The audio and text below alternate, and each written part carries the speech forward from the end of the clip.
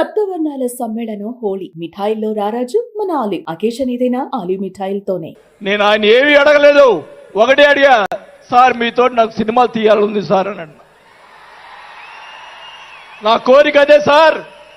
నేను 5 సార్లు ఎమ్మెల్యే, 2 సార్లు మంత్రి అయ్యా, చాలు నాకు ఇట్లాంటి బూతులు తిట్టే రాజకీయాలు మాకు వద్దు సార్.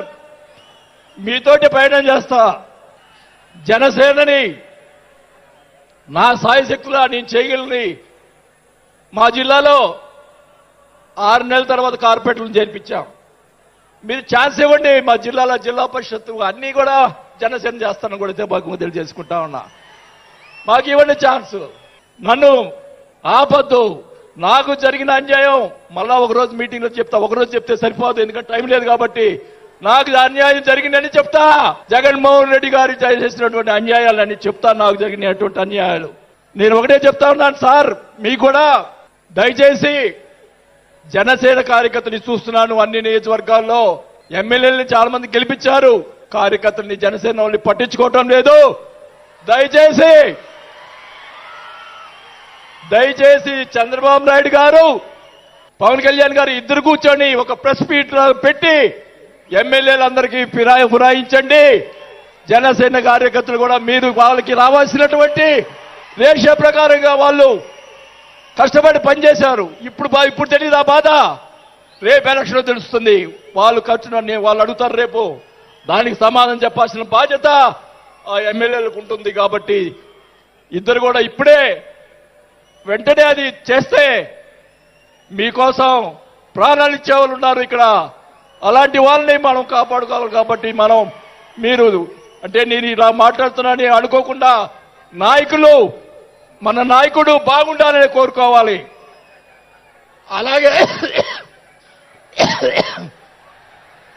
అలాగే మీరు కూడా జన సైనికులు కూడా మీరు కూడా మీ పక్కన వాళ్ళని మంచిగా చూడండి. మన పార్టీ పైకి తీసుకొచ్చేదానికి, మన నాయకుడు ఇంకా ఎదిగేదాని కోసం ఇంకా కూడగొట్టుకోవాల్సిన బాధ్యత కూడా మీ మీద ఉందని కూడా ఈ సభాముఖంగా తెలియజేసుకుంటా ఉన్నాం. మన నాయకుడు మనల్ని కాపాడుతాడు. మన నాయకుడిని ఎదిగించేదాని కోసం మీరందరూ కూడా కష్టపడాలని చెప్పి కూడా కోరుకుంటూ, నా ప్రాణం ఉన్నంత వరకు నేను పవన్ కళ్యాణ్ తోటి గారితోటే ఉంటాను. నాకు పదవి వచ్చినా రాకపోయినా పర్వాలేదు, నేను పవన్ కళ్యాణ్ తోటే ఉంటాను.